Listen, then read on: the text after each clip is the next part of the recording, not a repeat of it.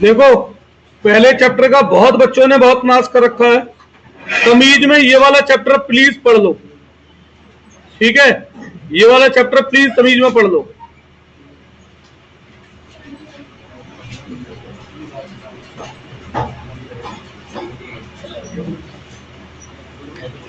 Chapter का नाम है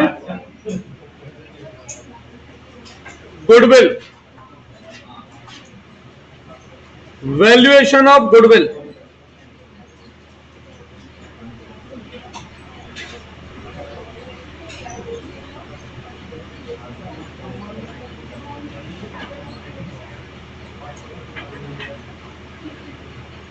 गुडविल के बारे में मेंशन कहां पर है? अकाउंटिंग स्टैंडर्ड 26 में, सही है? अब सबसे पहले एक लाइन कई बार आ जाती है बोर्ड एग्जाम में, 1 मार्कर एमसीक्यू में, goodwill is an intangible asset not fictitious asset. Goodwill is an intangible asset, not fictitious asset. कई बार इस लाइन के बेस पर बोर्ड एग्जाम में 1 मार्कर एमसीक्यू आया। और बेटा अब पढ़ने में ध्यान लगाओ, खाना पीना जेब में रखो अपनी। अब गुडविल है क्या, पहले तो ये बताओ मुझे, किस किस को गुडविल के बारे में आइडिया है कि गुडविल क्या होती है? मार्केट में नाम, ठीक है। मैं 2 नेताओं का नाम लेता हूं, नरेंद्र मोदी जी और राहुल गांधी जी। नाम दोनों का है, हाँ या ना? तो दोनों की गुडविल है, हाँ या ना? पर इलेक्शन तो मोदी जी ज्यादा जीतते हैं, राहुल जी नहीं। चलो छोड़ो। भगवान राम का नाम सुना है? और रावण का नाम सुना है? सुना है नहीं सुना, बस ये बताओ, हाँ या ना? तो नाम किसका है मार्केट में, मतलब नाम किसका सुना है ज्यादा लोगों ने? दोनों का बराबर सुना है। जब जब राम का नाम सुनोगे रावण का भी नाम आएगा, रावण के साथ राम का नाम, सही है? अब एक बात बताओ, आज तक किसी भिखारी को रावण के नाम पे भीख मांगते देखा है? ये रावण के नाम पे पैसे दे दो बाबा, सुना है कभी? कहां? बिसरक। अगर मजाक में रहना है तो मैं क्लास बंद कर रहा हूं, पढ़ाना बंद करूं बेटा। अब पढ़ना है तो तमीज में आ जाओ। पहला चैप्टर नाश हो चुका है ऑलरेडी, सारे चैप्टर का बैकअप कोई ना दे पाऊंगा जून में मैं, 20 क्लास एक में लग जाएंगी। तो कभी भी आपने जर्नल केसेस में राम का नाम से लोगों को भीख मांगते देखा होगा, रावण के नहीं। तो इसका मतलब यह नहीं है बेटा जिसका भी समाज में नाम है उसकी गुडविल है। अब एक था ओसामा बिन लादेन, ठीक है, आतंकवादी था बहुत बड़ा। और एक था, क्या नाम है, यूएसए का प्रेसिडेंट, उसका नाम भी कुछ ऐसी था, ओसामा नहीं था, उसका नाम था ओबामा, सही है? तो बेटा आतंकवादी की गुडविल है या ओबामा राष्ट्रपति की? तो ऐसा नहीं है कि जिसका बाजार में नाम है वो गुडविल है। गुडविल मतलब होता है वो नाम, वो रेपुटेशन जो बिजनेस की अर्निंग को बढ़ाए, ठीक है? गुडविल का मतलब क्या है? वो नाम, वो रेपुटेशन जो बिजनेस की अर्निंग को बढ़ाए। अब ये अर्निंग कब बढ़ेगी, पास्ट में या फ्यूचर में? पास्ट में जो कमा चुके उसे भूल जाओ। तो गुडविल हमारी फ्यूचर की अर्निंग को बढ़ाती है, इसीलिए गुडविल को एसेट कहा जाता है। क्या कहा गया इसलिए इसे एसेट? क्यों? क्योंकि गुडविल कब की अर्निंग बढ़ा रही है? फ्यूचर की, सही है। अब इसके बाद आगे बढ़ते हैं। और तो गुडविल एसिड क्यों है? क्योंकि goodwill increase earning capacity of business in future. अच्छा, एक बात और सुनो, गुडविल जो है वो फ्यूचर में हमारी अर्निंग कैपेसिटी बढ़ाएगी। एक एग्जांपल देता हूं भाई, कोई हाईवे है, वहां पर बाई चांस कुछ ऐसा हुआ कि एक जाम लगा जो 12-13 घंटे का जाम लग गया, तो वहां पर एक आदमी पानी बेचता है ठेले पर, जनरली 5 रुपए गिलास, पर उसने इस मौके का फायदा उठाया और 200 रुपए गिलास पानी बिका। ठीक है, उसने 1000 गिलास पानी बेचे 2 लाख रुपए में, तो ये 2 लाख रुपए उसकी अर्निंग हुई। तो ये अर्निंग गुडविल के लिए यूज की जा सकती है? नहीं। क्यों? क्या वो इस अर्निंग को मेंटेन कर सकता है? क्या हर रोज उसका जो 1 गिलास पानी है वो 200 रुपए का बिक सकता है? नहीं। तो गुडविल हमेशा याद रखो, गुडविल जो है वो प्रॉफिट पे बेस्ड नहीं होती। गुडविल इज बेस्ड ऑन, कुछ लोग कहते हैं एवरेज प्रॉफिट या प्रॉफिट पर, तो ये शब्द मैं काट रहा हूं और इसकी जगह पे मैं शब्द लिख रहा हूं, goodwill is based on future maintainable profit. Goodwill उस प्रॉफिट पर बेस्ड होती है जो प्रॉफिट हम मेंटेन करके चलेंगे। क्या वो इस प्रॉफिट को, अर्निंग को मेंटेन करके चल पाएगा हमेशा? अबे आज जाम लग गया, अब ये कोई ना रोज ही ऐसा 10 घंटे का जाम लगता है, वो तो कोई एक्सीडेंट हो गया, कोई बात हो गई, कोई डाउट इसमें? अच्छा, इसके अलावा गुडविल कितने टाइप की होती है बेटा? टाइप ऑफ गुडविल, गुडविल होती है 2 तरीके की। एक सेल्फ जनरेटेड गुडविल,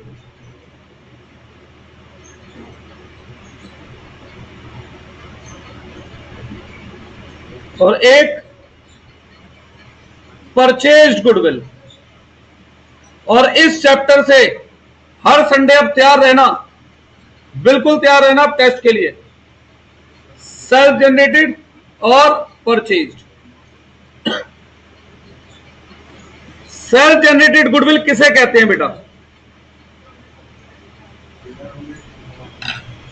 भाई एक काम सुनो, कोई भी टीचर नया नया पढ़ाना शुरू करता है, शुरू के साल में उसके पास 2, 4, 5, 7 बच्चे आएंगे। जैसे जैसे उसको समय बीतता जाएगा, हाँ, परचेज्ड गुडविल, जैसे जैसे समय बीतता जाएगा, जैसे जैसे टाइम पुराना होगा, उस टीचर को लोग जानने लगेंगे, उसके पास बच्चे ट्यूशन के पढ़ेंगे, है ना, और जब उसका नाम होगा तो उसकी फीस भी बढ़ेगी। तो क्या उसने इस गुडविल के लिए कोई पैसा स्पेंड किया है, या उसने मेहनत करके कई साल इस गुडविल को जनरेट किया है? This one is self generate goodwill. तो remember, self generate goodwill is not recorded in books of account। जो सेल्फ जनरेटेड गुडविल होती है, हम उस गुडविल को अपनी बुक्स में नहीं दिखाते हैं। सही है? और ऐसा कहां लिखा है?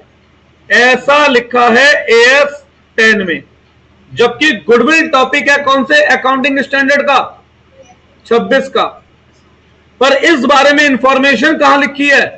अकाउंटिंग स्टैंडर्ड 10 में। MCQ में क्वेश्चन पूछ लेते हैं CUT में ऐसे।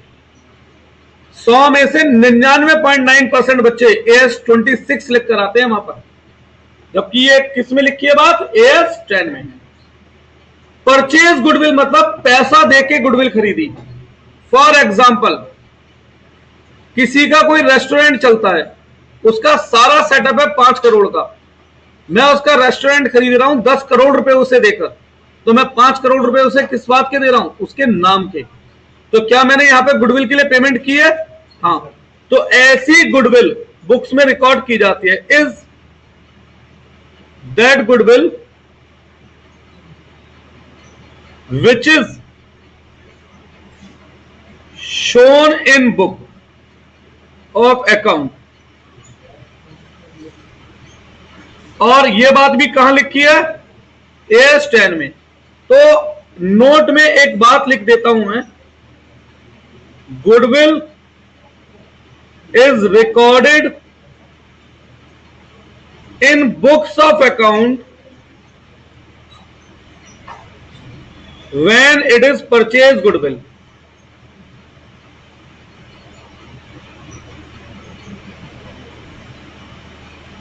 बीस MCQ आते हैं 12th में, तो बेटा MCQ के लिए भी ध्यान दोगे नहीं दोगे बातों में इन पे?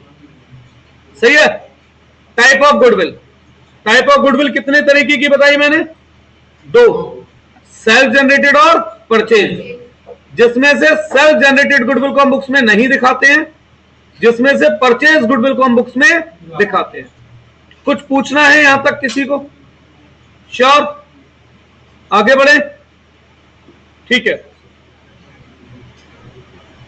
अब एक है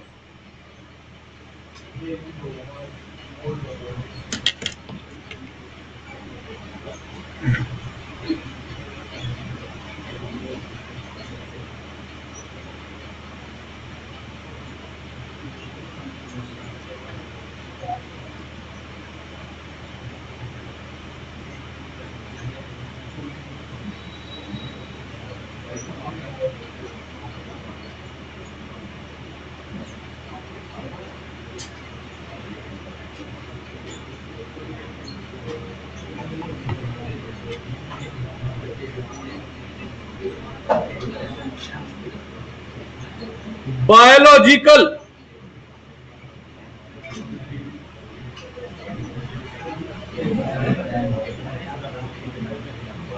डिस्क्रिप्शन ऑफ गुडविल।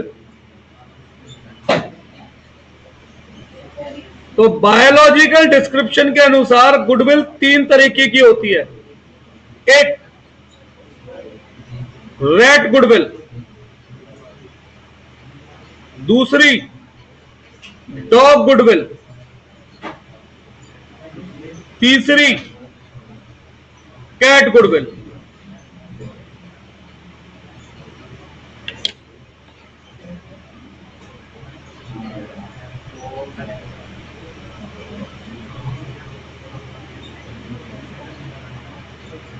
बोल लो नहीं कुछ, फिर बातों में लग रहे हो।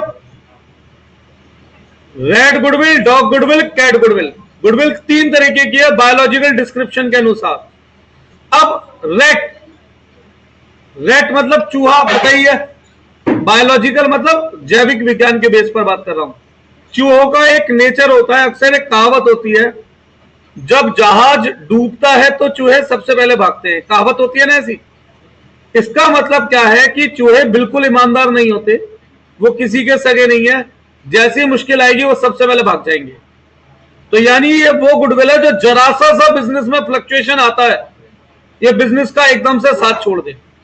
तो ऐसी गुडविल को कहा जाता है रेड गुडविल। ठीक है, जैसे क्रिकेटर हैं, 2 इनिंग में फेल होते हैं, लोग उनकी बुराई करना शुरू कर देंगे, गाली देना शुरू कर देंगे, भूल जाएंगे कि पिछली 100 इनिंग में अच्छा खेले थे। ठीक है, 2 इनिंग अच्छा खेलते ही फिर उनके मुरीद हो जाएंगे, भैया वो दुनिया के सबसे अच्छा बल्लेबाज लगने लगेगा। ऐसी गुडविल क्या कहलाई? Red goodwill.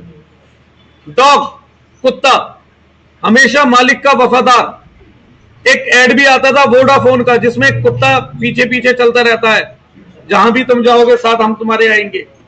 तो मतलब एक ऐसी गुडविल जो मालिक के प्रति वफादार है, यानी कि जब भी ऑनर जहां भी होगा वो गुडविल उसके साथ रहेगी, ये गुडविल उसका साथ नहीं छोड़ेगी।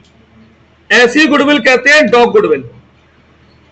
तीसरी कैट, बिल्ली की एक खूबी होती है, बिल्ली को कभी इंसान से प्रेम नहीं होता, उसे जगह से प्रेम होता है।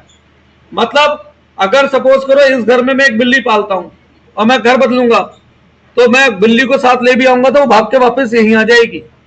ठीक है, उसे जगह से प्रेम होता है, पर्सन, मालिक से नहीं। तो कैट गुडविल, ऐसी गुडविल जो ऑर्गेनाइजेशन के साथ रहेगी, उसकी किसी इंसान की सगी नहीं है, इंसान के साथ नहीं रहती। तो बताओ इनमें से सबसे बेस्ट गुडविल कौन सी है? Top goodwill is best goodwill. कोई डाउट है? गलत। Cat goodwill. अब आप कहेंगे क्यों? बिजनेस स्टडी में हमेशा हम एक प्रिंसिपल पढ़ते हैं कि इंडिविजुअल इंटरेस्ट से ऊपर हमेशा किसका इंटरेस्ट होता है? ऑर्गेनाइजेशन का। और कैट गुडविल ऑर्गेनाइजेशन की है, पर्सन की नहीं है। अब सपोज करो मैं किसी का रेस्टोरेंट खरीदूं, सही है, और भैया ग्राहक उसके वहीं पे चले जाए जहां मालिक चला जाए, तो मुझे क्या फायदा हुआ उसके रेस्टोरेंट का नाम खरीदने का? क्लियर है? तो cat goodwill is best goodwill. Cat goodwill ही लिख दिया मैंने इसे, बेस्ट गुडविल लिखना था। और वर्स्ट, सबसे बेकार, ये ना मालिक की सगी ना जगह की सगी। यहां तक कुछ पूछना है? आगे बढ़े? चलिए तुम अब दोनों बैच बराबरी पे चलेंगे। अब अपने अपने बैच डिसाइड कर लीजिएगा कौन से वाले में किसको आना है, क्योंकि अभी और बच्चे जुड़ने हैं, उनके लिए भी जगह बनानी है फिर मुझे। अब बात करते हैं मेथड वैल्यूएशन। सबसे पहले need for valuation of goodwill. Goodwill की वैल्यूएशन क्यों करी जाती है? अच्छा पहले बताओ, क्या गुडविल की वैल्यूएशन की जा सकती है या करी जा ही नहीं सकती है? यार जाहिर सी बात है, अगर चैप्टर है वैल्यूएशन ऑफ गुडविल तो वैल्यूएशन की जा सकती है ना? यानी गुडविल की वैल्यू एस्टिमेट की जा सकती है। पर क्यों एस्टिमेट करनी है, क्या जरूरत है, कब एस्टिमेट की जाएगी? पहला, at the time of change in profit and loss ratio.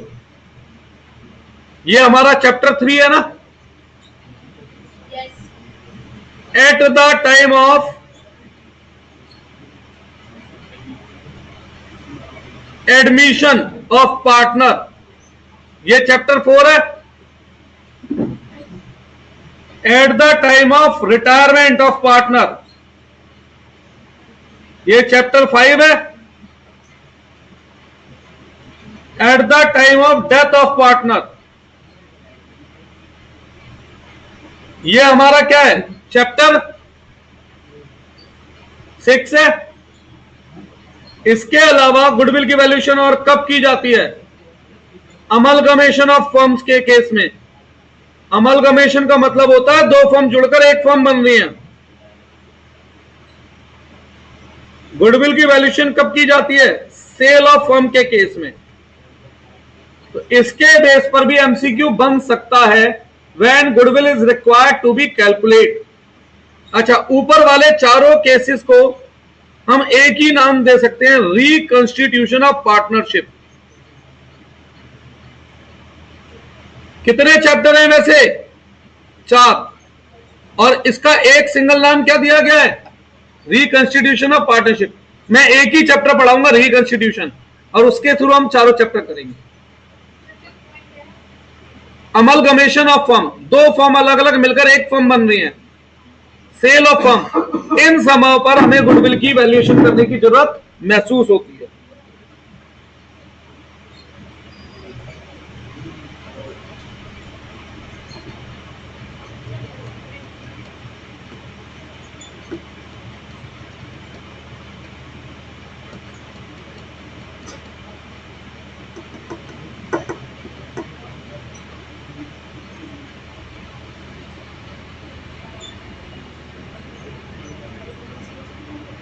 अब गुडविल का मतलब मैंने क्या बताया? गुडविल किसके ऊपर बेस्ड है?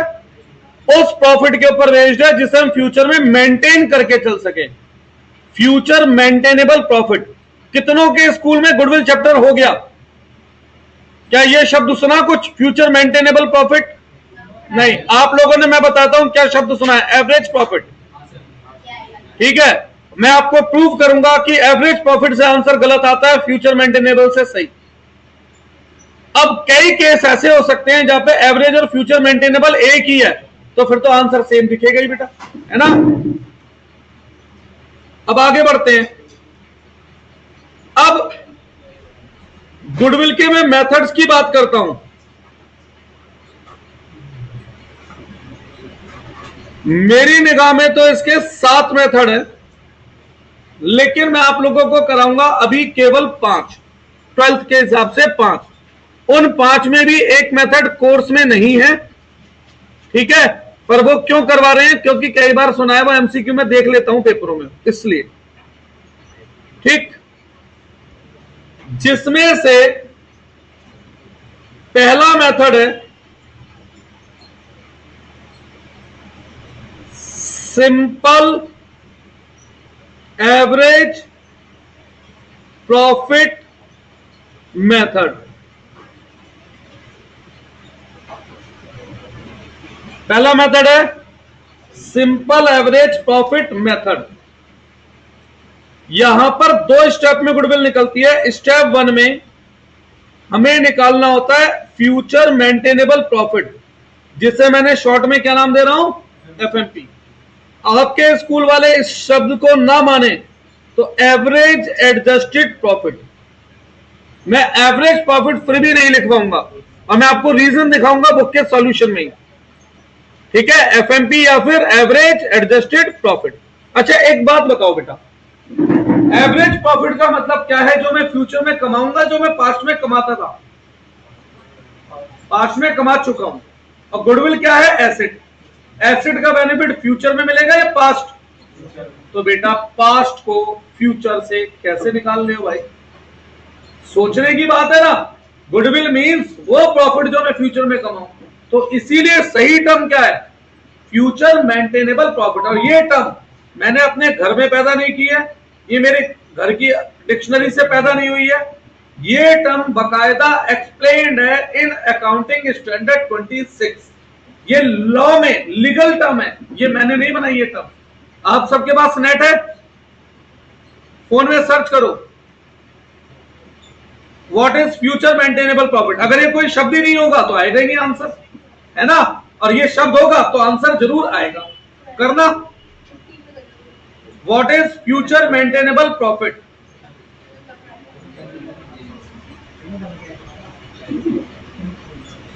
देखो और बताओ क्या हो रहा है।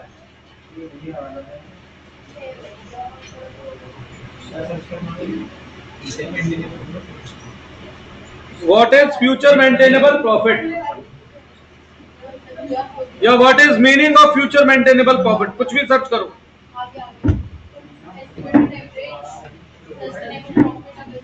क्या क्या क्या क्या बेटा बोलना फिर से, पढ़ो तो सही।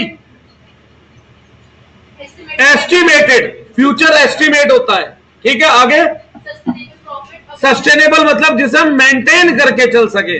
आगे in future year. Goodwill future के लिए है, पास्ट के लिए है, तो हमें इस प्रॉफिट से मतलब होता है। अब इसमें एक क्वेश्चन और सर्च करो, is there any role of future maintainable profit in valuation of goodwill. अरे बोल के सर्च कर लो ना, is there any role of future maintainable profit in valuation of goodwill.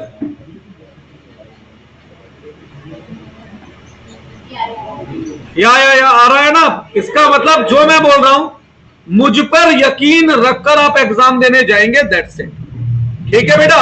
और ये मैंने अपने घर में टर्म नहीं बनाई है, ये टर्म्स अकाउंटिंग स्टैंडर्ड 26 में एक्सप्लेन्ड है। अब स्टेप 2, गुडविल। गुडविल का फॉर्मूला है यहां पर एफएमपी या एवरेज एडजस्टेड प्रॉफिट, जो भी आप नाम दें, into number of purchase year.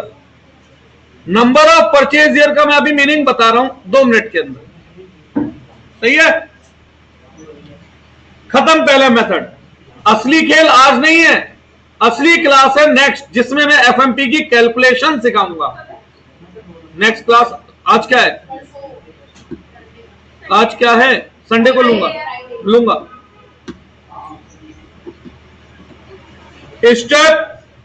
Method 2, weighted average profit method.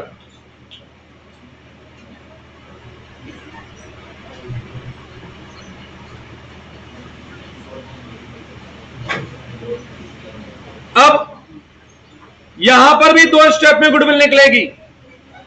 Step 1 FMP या एवरेज एडजस्टेड प्रॉफिट, जो आप नाम देना चाहो, पर एवरेज प्रॉफिट नाम नहीं दे रहे हम। Step 2 goodwill FMP into number of purchase year. अब आप कहेंगे दोनों मेथड मैंने बिल्कुल सेम लिख दिया, डिट्टो, कोई डिफरेंस है दोनों में? अभी तक दिख रहा है? हाँ जी जिंदल साहब, दोनों में कोई डिफरेंस दिख रहा है? तो डिफरेंस तो होना चाहिए, दो मेथड है तो। नहीं, अब देखो डिफरेंस क्या है। यहां पर हम जब एफएमपी निकालेंगे, वो एफएमपी हम निकालेंगे बाय सिंपल एवरेज मेथड, और यहां पर जब हम एफएमपी निकालेंगे वो हम निकालेंगे बाय वेटेड एवरेज से। और एफएमपी निकालनी कब सिखाऊंगा मैं? एफएमपी कब सिखाऊंगा? नेक्स्ट क्लास में। एक मिनट, यहां पर एफएमपी सिंपल एवरेज से निकलती है, यहां पर वेटेड एवरेज।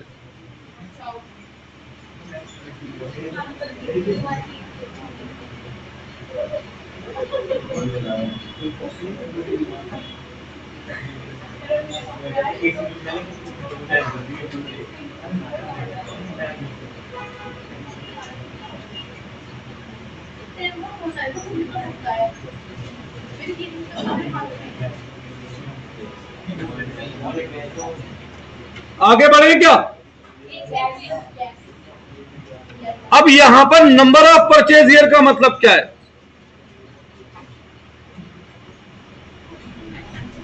एफएमपी तो सीखेंगे हम अगली क्लास में। नंबर ऑफ परचेज ईयर का मतलब क्या है? Number of purchase year means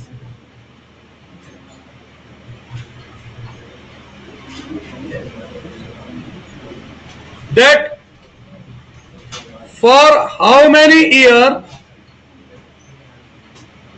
it is expected that benefit of goodwill will be received। मतलब कितने साल गुडविल का बेनिफिट मिलेगा, इस एक्सपेक्टेड ईयर को हम नंबर ऑफ परचेज ईयर कहते हैं। कितने मेथड हो गए? 2।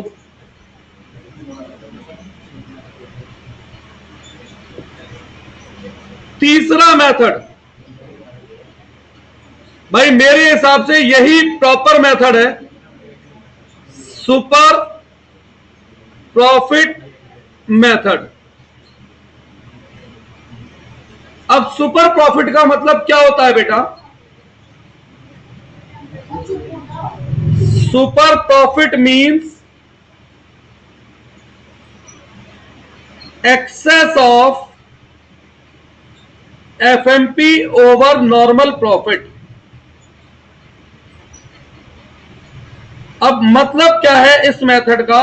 थ्योरेटिकली सुनो, एफएमपी का मतलब है कि जो प्रॉफिट मेरा बिजनेस कमाएगा, है ना, ये एक्सपेक्टेड प्रॉफिट। चोपड़ा जी सुन ले प्लीज। फॉर एग्जाम्पल, मैं एक्सपेक्ट करता हूं कि मेरा बिजनेस आने वाले सालों में हर साल 1 लाख रुपए कमाएगा। कितने? 1 लाख। ठीक है, तो उसे हमने नाम दिया एफएमपी। अब नॉर्मल प्रॉफिट क्या है, इसे एक एग्जांपल से समझाता हूं। भाई मैं 5 जनों का नाम ले रहा हूं। सबसे पहले तुषार चोपड़ा, फिर जिंदल साहब, सक्षम और अंकित, मैं अतुल, मैं। ठीक है, अब चोपड़ा साहब ने एक बिजनेस कराओ, हम चारों का सेम टाइप का बिजनेस है, कपड़ों का। चोपड़ा साहब ने 10 लाख रुपए बिजनेस में लगाए हैं और हर साल 2 लाख रुपए कमाते हैं उस पर। कितना परसेंट प्रॉफिट? 10 लाख रुपए लगा करके 2 लाख रुपए कमाते हैं, तो कितना परसेंट? 20%। सही है? अरे 2 lakh divide by 10 lakh into 100। अब जिंदल साहब ने 50 लाख रुपए लगा रखे हैं और ये हर साल नियर अबाउट 10 लाख रुपए कमा रहे हैं। ये कितना परसेंट? 20%। 50 लाख रुपए का 20% होता है 10 लाख। सक्षम ने 40 लाख रुपए लगा रखे हैं, सक्षम भी हर साल 8 लाख रुपए कमा रहा है नियर अबाउट, तो ये भी नियर अबाउट कितना परसेंट कमा रहा है? 20%। अंकित ने 20 लाख रुपए लगाए हैं और ये हर साल 4 लाख रुपए कमाता है, तो ये भी कितना कमा रहा है? 20। यानी कि हम कह सकते हैं कि कपड़ों के काम में जो जर्नल प्रॉफिट मार्जिन है वो 20% है, कह सकते हैं, हाँ या ना? अब मैंने बेटा 30 लाख रुपए लगाए, तो इस हिसाब से मुझे कितना कमाना चाहिए फिर? यानी कितने रुपए? 6 लाख रुपए। पर एक्चुअल में मैं कमाऊंगा 7.5 लाख। क्या मैं बाकी और लोगों के मुकाबले एक्स्ट्रा रिटर्न जनरेट कर रहा हूं? हाँ। कितना प्रॉफिट एक्स्ट्रा कमाऊंगा मैं नॉर्मल से?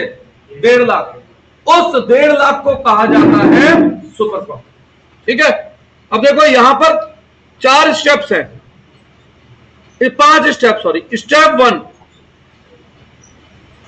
सबसे पहले स्टेप में मुझे चाहिए एफएमपी या एवरेज एडजस्टेड प्रॉफिट। 3 मेथड बताए मैंने, तीनों मेथड में सबसे पहले स्टेप में हमें क्या चाहिए? यानी बिना एफएमपीसी के गुडविल चैप्टर हो जाएगा? नहीं। स्टेप 2, यहां पर हमें चाहिए capital employed.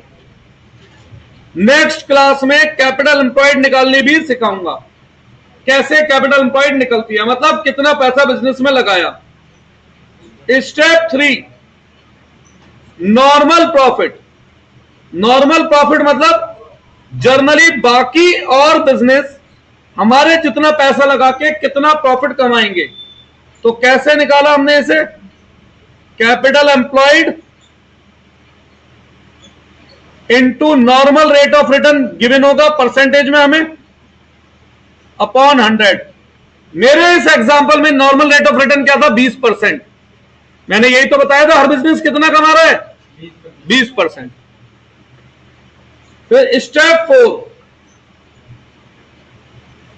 Super profit. Super profit का मतलब मैंने क्या बताया था? Excess of FMP over normal profit. तो ये कैसे निकलेगा? एफएमपी लिखते हो एफएमपी, अगर एएपी लिखते हो तो एएपी, जो भी आप लिखो, माइनस नॉर्मल प्रॉफिट। और स्टेप 5, गुडविल।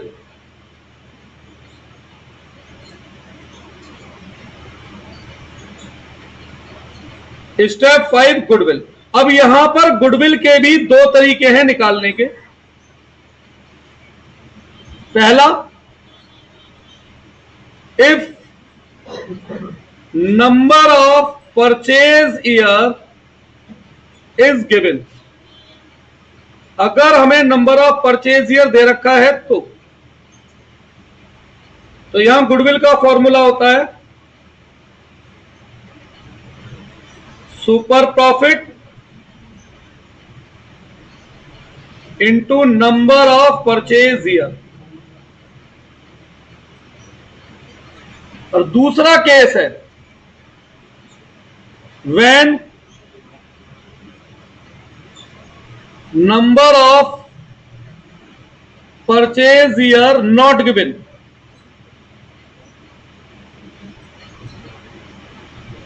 हमें परचेज ईयर नहीं दे रखे,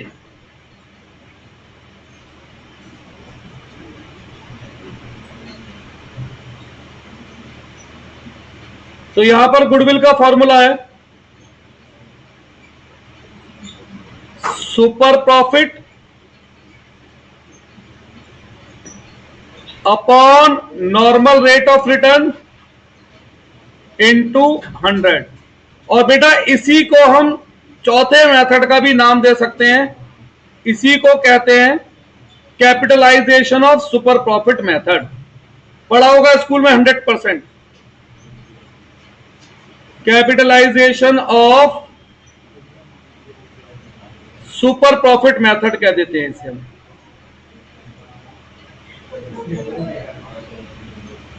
लिखो ये 5 स्टेप। तो इन शॉर्ट,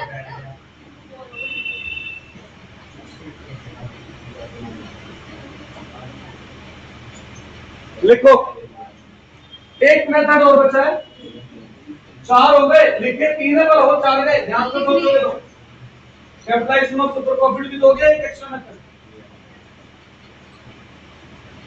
अभी आप बुक का सॉल्यूशन नहीं कर पाएंगे कोई भी, जब तक मैं क्या नहीं सिखाऊंगा, एफएमपी, क्योंकि हर मेथड का पहला स्टेप क्या है बेटा, तो नेक्स्ट क्लास में एफएमपी सीखेंगे और फिर क्वेश्चन।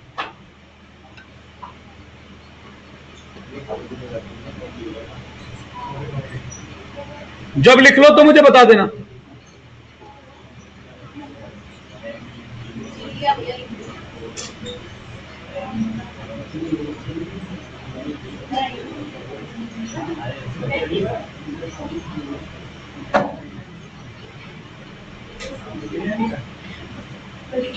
बस बेटा बहुत हो गया मजाक। लास्ट मेथड है कैपिटलाइजेशन मेथड। बेसिकली ये कैपिटलाइजेशन किसका हो रहा है, ऑफ एवरेज प्रॉफिट का या एफएमपी का। कैपिटलाइजेशन मेथड ये लास्ट मेथड है। स्टेप 1 मैं इसे लॉजिक से भी समझाऊंगा, ठीक है। पहले एक बार लिखवा देता हूं। सबसे पहले स्टेप में क्या चाहिए, बिना एफएमपी के कोई भी मेथड ऑफ गुडविल एप्लीकेबल नहीं है, क्योंकि गुडविल बेस्ड ही किस पर होती है, फ्यूचर मेंटेनेबल प्रॉफिट पर। स्टेप 2 में मुझे चाहिए कैपिटलाइज वैल्यू ऑफ फर्म। कैसे निकलती है कैपिटलाइज वैल्यू ऑफ फर्म, जो भी एफएमपी है उसे डिवाइड करो normal rate of return into 100। अब एक लॉजिकल बात करता हूं भाई, मैं साल के 10 लाख कमा रहा हूं और जिस बिजनेस में मैं हूं ना वहां पे जो रिटर्न है वो 20% है, तो यानी मैं जो 10 लाख रुपए कमा रहा हूं वो 20% के इक्वल है। तो मेरी इन्वेस्टमेंट क्या होनी चाहिए, 50 लाख। क्या होनी चाहिए, 50 lakh. Step 3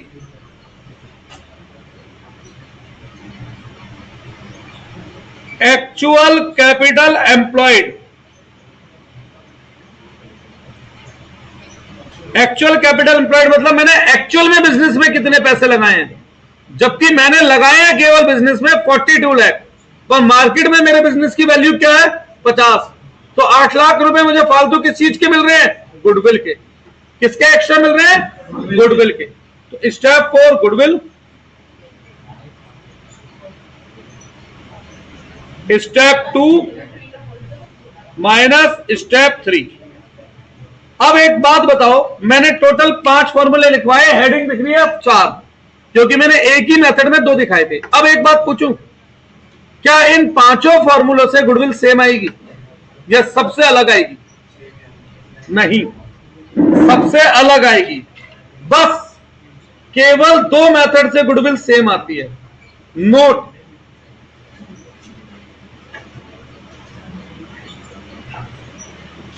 goodwill valued from capitalization of super profit method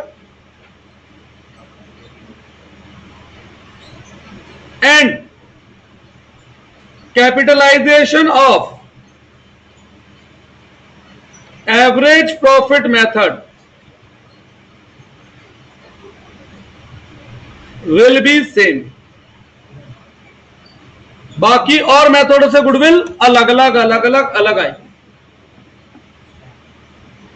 तो आज मैंने आपको गुडविल के 65% नोट्स कवर करा दिए, बचे मात्र 35%, जिसमें हमें 2 चीजें निकालनी सीखनी होंगी, एक तो एफएमपी और एक कैपिटल एम्प्लॉयड, और उसके बाद question.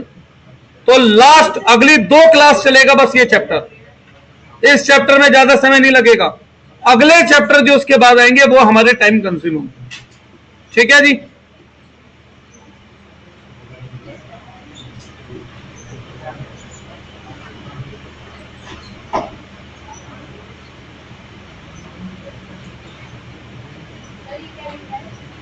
Goodwill valued from capitalization of super profit method and